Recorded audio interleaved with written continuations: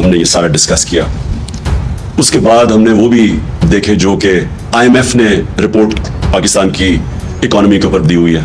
World bank वो क्या कहता है कि पाकिस्तान की इकोनॉमी किस तरफ जा रही है, और फिर हमने अपने माहिरीन में बैठ के डिस्कस किया। तो मैंने इसलिए आज फैसला किया आपसे बात करने का कि मुझे अब ये खौफ आ रहा है कि ये हुकूमत के पास अब कोई तरीका नहीं है कि इस माइशत को गिरने से रोकने का। और मुझे जो दूसरा खौफ आ रहा है कि ये जितनी देर तक ये अब इस तरह का सियासी इस्तेकाम नहीं आएगा, यानी जो पॉलिटिकल स्टेबिलिटी, जब तक वो ये नहीं आएगी, मुझे अब ये खौफ है कि ये माइशत किसी सूरत अब इस्तेकाम पे नहीं पहुंच सकता, कोई नहीं पहुंचा सकता। जो इस वक्त हुकूमत बैठी हुई है, इसकी क्रेडिबिलिटी ना पाकिस्तान के अंदर रही है ना बाहर रही है। इनकी खास तौर पे जो पाकिस्तान की फाइनेंशियल मार्केट्स हैं, उनके अंदर कोई क्रेडिबिलिटी नहीं रही। इन्होंने जो सारी कौम को कहा था कि जैसे ही IMF का फैसला हो जाएगा तो एकदम इकोनॉमी स्टेबलाइज हो जाएगी, रुपया भी गिरने से रुक जाएगा, बल्कि रुपया मजबूत होता जाएगा। सारी कौम के सामने आज हालात है। IMF की सारी कंडीशंस मानी इन्होंने। तारीखी महंगाई हुई पाकिस्तान में, जो मैं भी आपके सामने बाकायदा बताऊंगा कि आज इस पाकिस्तान की अवाम के ऊपर क्या गुजर रही है। जिस तरह की आज महंगाई है, ये पाकिस्तान की तारीख में इतने थोड़े वक्फे में इतनी ज्यादा महंगाई नहीं हुई। तो महंगाई भी कर दी IMF के कहने पे सारी, जो मैं अभी आपको बताऊंगा, बिजली किधर गई, पेट्रोल डीजल ये किधर से किधर गए पिछले 5 महीने में। IMF का प्रोग्राम भी आ गया, लेकिन रुपया अभी भी गिर रहा है और ये गिरता रहेगा जब तक कि इस मुल्क के अंदर पॉलिटिकल स्टेबिलिटी नहीं आती। स्वाय अपने करप्शन केसेस खारिज करवाने के लिए और सारों ने मिलकर वो जो 1100 अरब रुपया इन्होंने जो अमेंडमेंट किया नैब पे, उस स्वाय उसकी फिक्र करने की इनके पास कोई हल नहीं है पाकिस्तान की ये माइशत को और मुल्क को सुधारने का। मैं आज आपके सामने ये जो दावा करते हैं कि जी हमें बहुत बड़ा मुश्किल पाकिस्तान मिला, हमें तो पता नहीं बारूदी सुरंगें मिल गई। शहबाज शरीफ जिसको बहुत शौक था प्राइम मिनिस्टर बनने का, और कई ऐसे यहाँ लोग बैठे हुए थे, वो समझते थे कि आइंस्टाइन के बाद दूसरा आदमी शहबाज शरीफ आएगा, एकदम सारा मुल्क ठीक कर देगा। वो सारा सबको आज मैं ये कह रहा हूं कि ये जो कह रहे हैं कि सारा कुछ हमारे पे डाल रहे हैं, मैं आज आपको स्टैटिस्टिक्स से बताता हूं, फैक्ट्स और फिगर्स से, अदाद और शुमार से बताता हूं कि हमें कौन सा पाकिस्तान मिला था 2018 में, ये जो नून लीग छोड़ के गई थी, और इनको कौन सा पाकिस्तान मिला था। यानी हम जब गए थे अप्रैल में, तो तब पाकिस्तान के क्या हालात थे। ये कहते ना बहुत बुरे हालात थे। जब 2018 में जब हमें पाकिस्तान मिला था, तो जो हमारे रिजर्व्स थे, जो असल मसला भी अपनी कौम को बता दूं, मसला क्या है। मसला ये है कि बैरूनी खसारा है, जिसको कहते हैं करंट अकाउंट डेफिसिट। जितना आपका बैरूनी खसारा बढ़ता जाता है, आपको अपने रिजर्व से पैसे देने पड़ते हैं, रिजर्व्स कम होते जाते हैं, और जैसे जैसे रिजर्व्स कम होते जाते हैं, रुपए पे प्रेशर पड़ जाता है, रुपया गिरना शुरू हो जाता है, डॉलर महंगा होना शुरू हो जाता है। जब डॉलर महंगा होता है, तो जो भी चीजें आप बाहर से खरीदते हैं वो सब महंगी हो जाती है। जिसमें तेल है वो आप बाहर से खरीदते हैं, वो बिजली, क्योंकि बिजली के अंदर भी जो फ्यूल्स डालते हैं, कोयला या गैस बाहर से खरीद के या फिर तेल डालते हैं, वो सारी महंगी हो जाती है। तो सब कुछ महंगा हो जाता है जैसे जैसे आपका रुपया गिरना शुरू होता है। तो लिहाजा सबसे इंपॉर्टेंट चीज होती है कि आपका जो बैरून मुल्क खसारा, करंट अकाउंट डेफिसिट, वो कंट्रोल में हो। अब ये हम जब हमें मिला था पाकिस्तान की तारीख का सबसे बड़ा बैरूनी खसारा था, 20 अरब डॉलर का खसारा था। इनको ये कहते हैं ना बड़ा मुश्किल वक्त मिला था।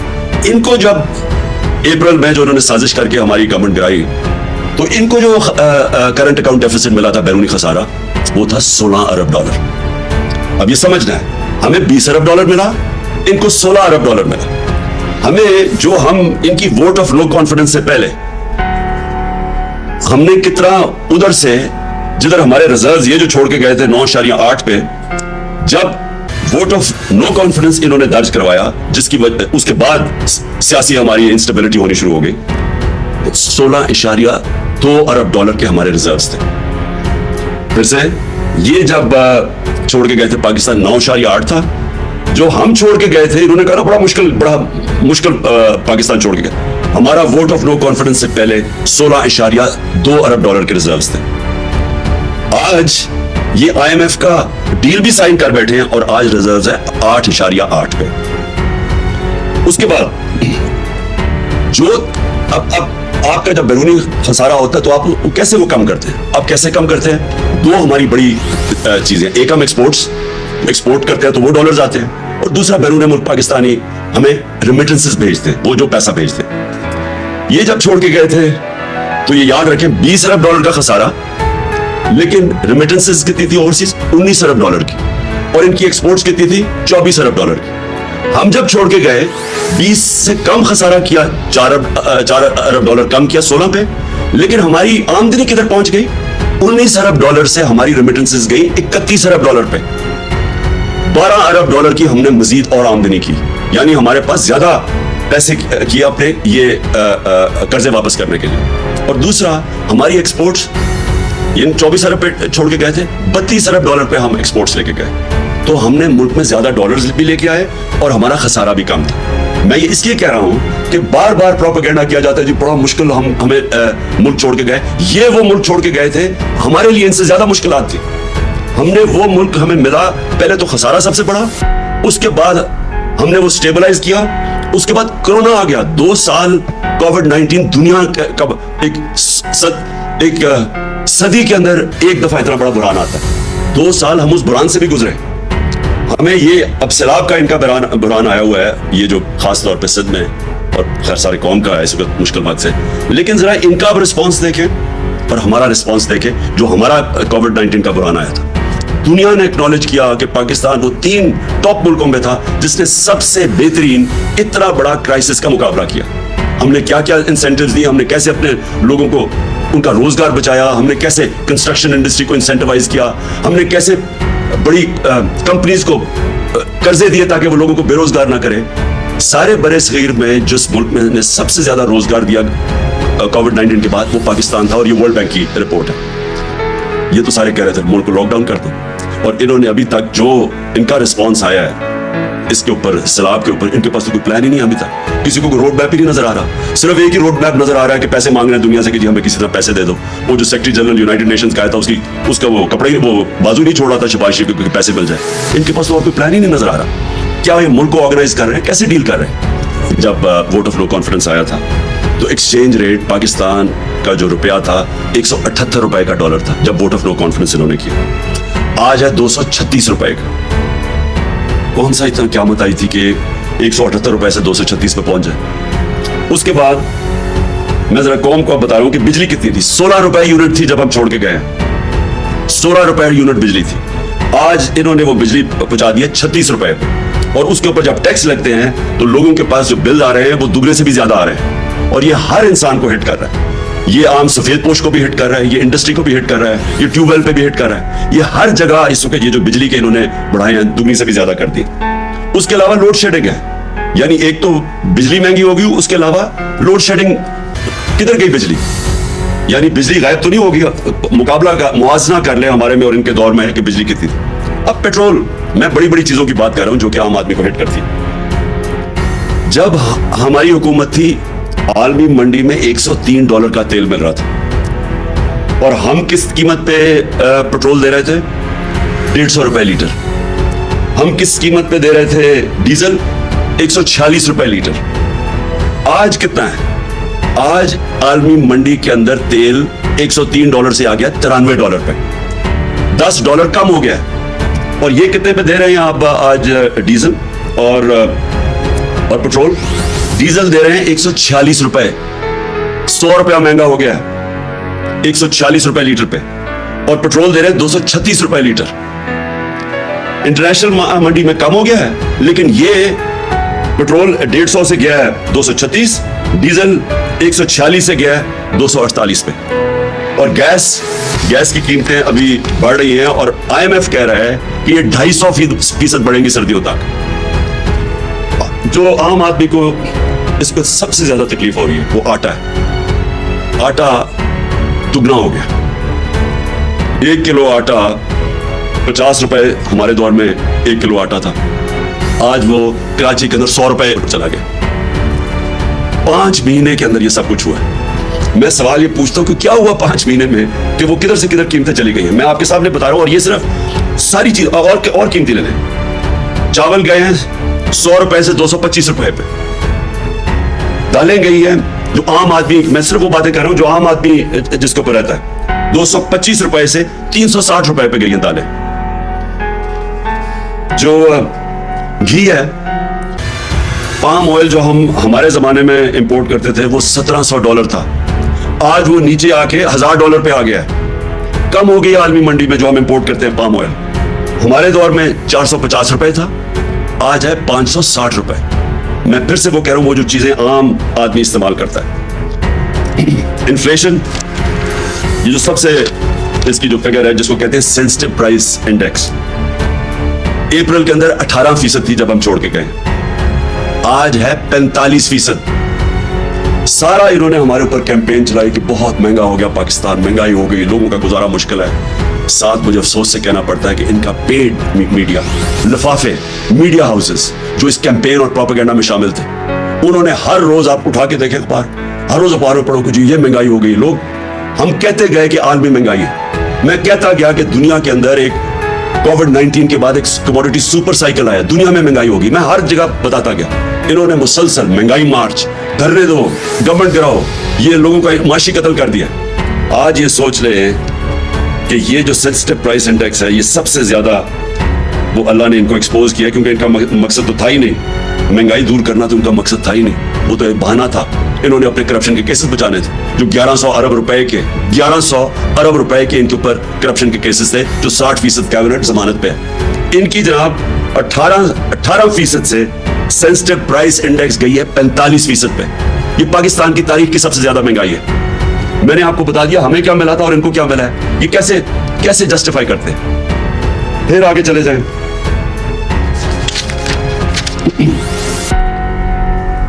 एक तरफ महंगाई बढ़ रही है, दूसरी तरफ इकोनॉमी कॉन्ट्रैक्ट कर रही है। मतलब ये कि जो हमारा 17 साल के बाद हमने उस जगह से मुल्क जो इधर छोड़ के गए थे, उधर से निकाल के हमने जो पाकिस्तान की जो रेट थी, ग्रोथ रेट थी, जो दौलत में इजाफा था, जिसको ग्रोथ रेट कहते हैं, हमारे आखिरी 2 साल में 5.6% और चौथे साल के अंदर 6%। 17 साल के बाद ये पाकिस्तान की सबसे बेहतरीन इकोनॉमिक ग्रोथ थी, 17 साल के बाद। अब ये मुझे बताएं कि आज प्रेडिक्ट कर रहे हैं कि 0.6% पे ग्रोथ रेट चली गई है, यानी वहां से गिर के नीचे आ गई है। इसका मतलब क्या है? ग्रोथ रेट क्यों गिरेगी? मैं अब आपको बताऊं। जो टेलीफोन की इंडस्ट्री और जो गाड़ियों की इंडस्ट्री है, उसमें 50% वो बंद हो गई है, यानी वहां बेरोजगारी अब फैल रही है। इसका जब इंडस्ट्री बंद होती है तो इसका सिर्फ ये नहीं मतलब कि बेरोजगार हों, टैक्स के अंदर कमी है। हमारे दौर में पाकिस्तान की तारीख का, जब हम छोड़ के गए थे अप्रैल में, पाकिस्तान की तारीख का सबसे ज्यादा टैक्स इकट्ठा किया गया था, जिसकी वजह से हमने सब्सिडाइज किया था पेट्रोल और डीजल, हमने अपने लोगों को महंगाई से बचाया हुआ था। और इस क्योंकि हमने सबसे ज्यादा पैसा इकट्ठा किया था आमदनी में। इनके अब ये जो बंद हो रही है, कार की इंडस्ट्री आधी पे फंक्शन कर रही है, 50% बंद हो रही है। टेक्सटाइल जिसके ऊपर पाकिस्तान चलता है, एक्सपोर्ट्स जिसमें बढ़ती हैं, वो 20% बंद हो रही है। अब इसका मतलब ये है कि हमारी एक्सपोर्ट्स और कम हो जाएंगी। जब एक्सपोर्ट्स कम होंगी, इसका मतलब डॉलर कम आने शुरू होंगे। जब डॉलर कम आने शुरू होंगे, बैरूनी मुल्क का खसारा बढ़ जाएगा। जब वो खसारा बढ़ेगा, रुपए के ऊपर और प्रेशर पड़ जाएगा। तो टेक्सटाइल 20% इंडस्ट्री बंद हो गई। सीमेंट 34% सीमेंट सेल्स कम हो गई है। पेट्रोल जिसके ऊपर भी गवर्नमेंट पैसा बनाती है, जब पेट्रोल ज्यादा बिकता है तो गवर्नमेंट की आमदनी में इजाफा होता है। 22% पेट्रोल महंगाई की वजह से वो कम हो गया। और अब जो दो चीजें हम पाकिस्तान फेस कर रहे हैं, एक तरफ महंगाई, दूसरी तरफ बेरोजगारी, जिसकी वजह से वर्ल्ड बैंक और IMF अब कह रही हैं कि पाकिस्तान इंतशार की तरफ जा रहा है, सिविल अनरेस्ट की तरफ जा रहा है, श्रीलंका वाले सिचुएशन की तरफ जा रहा है, क्योंकि इनके पास अब कोई हल नहीं है इसका। तो मैं आखिर में अब जो जिसकी वजह से मैंने ये आज आपके सामने प्रेस कॉन्फ्रेंस की थी, मैं जो आपके सामने अब चीज रखना चाहता हूं वो क्या है। एक मैं आपको फिगर देता हूं। एक होती है इंटरनेशनली, एक मुल्क की रिस्क होती है, यानी अगर हम इस मुल्क को कर्जा दें तो वो क्या चांस है वो कर्जा वापस करने की, उस मुल्क को, वो क्या उसके पास इतनी सकत है कि वो कर्जा वापस कर सकती है। पाकिस्तान की जो फाइनेंसिंग है, यानी हमें हर साल, इस साल हमें $30 अरब हमें फाइनेंस करना है, यानी $30 अरब की हमने जो हमारे ऊपर लाइबिलिटीज हैं, हमने जो कर्जे लिए हुए हैं, उनकी किस्तें हैं, उनके ऊपर जो सूद देना है, वो है $30 अरब। IMF, वर्ल्ड बैंक और एशियन डेवलपमेंट बैंक, इनका जो मिला के भी हमारे पास पैसा आएगा ना, क्योंकि हमने IMF डील साइन कर दिया, वो बनेगा $8 अरब। बाकी 22 अरब डॉलर हमें दुनिया से फाइनेंस करवाना है। अब ये जो मैं अपनी जो मुझे खतरा अब नजर आ रहा है, मैं इसलिए ये प्रेस कॉन्फ्रेंस किया है। जो रिस्क रेटिंग होती है ना, जो इंटरनेशनली जो इदारे हैं, क्रेडिट रेटिंग इदारे हैं, मूडीज, फिच, ये जो इदारे होते हैं, ये रेट करते हैं कि इस मुल्क की, ये हमारे दौर में हमारी क्रेडिट रेटिंग पॉजिटिव थी, जब से हम गए वो नेगेटिव पे आ गई है। यानी कि वो ये समझते हैं कि इस मुल्क में अब सकत नहीं है कर्जे वापस करने। जब वो ये समझते हैं तो जो कर्जे की कीमत है वो बढ़ जाती है। तो अब मैं जरा आपको बताना चाहता हूं कि ये जो सारा हुआ, और मैं फिर से यहां कहना चाहता हूं कि जो इस मुल्क में ताकतवर लोग हैं, मैंने उनको वाज़ेह तौर पे ये बताया था कि ये हम बड़ी मुश्किल से हमने अपनी माइशत को संभाला हुआ है। अगर इस मुल्क में सियासी इस्तेकाम ना रहा, अगर आपने ये पॉलिटिकल डिस्टेबलाइजेशन होने दी, क्योंकि पावर तो जिसके पास है वो रोक सकते थे ये जो साजिश हुई है हमारे खिलाफ। मैंने तब कहा और मैंने शौकत तरीन को भी कहा कि इनको बताओ कि एक दफा हमारी सियासी इस्तेकाम ना रहा, यानी ये जो वोट ऑफ नो कॉन्फिडेंस ये जो दायर कर रहे हैं और पॉलिटिकल इंस्टेबिलिटी आ रही है, इसका डायरेक्ट इंपैक्ट पड़ेगा हमारी माइशत पे। माइशत जो होती है वो रिलेटेड होती है आपकी सियासी इस्तेकाम के साथ। जैसे ही आपका सियासी इस्तेकाम बिखरता है, माइशत भी बिखरती है, लोगों का कॉन्फिडेंस चला जाता है। तो मैं ये जरा आपको फिगर देता हूं कि हमारी रिस्क रेटिंग 4 मार्च को 5% थी, या सिर्फ 5% लोग समझते थे कि हम अपने कर्जे यानी वापस नहीं कर सकेंगे, यानी रिस्क है पाकिस्तान, सिर्फ 5%। जैसे ही इन्होंने vote of no confidence table की असेंबली में, 4 दिनों के अंदर वो वहां से गई 5% से दुगनी होकर 9% पे चली गई, सिर्फ क्योंकि जैसे उनको लगा कि अब पॉलिटिकली स्टेबल नहीं होगा मुल्क, पॉलिटिकल इंस्टेबिलिटी होगी, दुगनी होगी रिस्क रेटिंग। और आज क्या है? आज पाकिस्तान की जो रिस्क रेटिंग है 22.7 है। 22.7 का मतलब ये है कि हमारे लिए बाहर से ये जो हमारा 30 अरब डॉलर की फाइनेंसिंग करवानी है, इसको फाइनेंस कराना मुश्किल हो जाएगा। जो बैंक हैं वो हमें पैसे देते हुए डरेंगे, क्योंकि रिस्क पहुंच गई है 22.7%।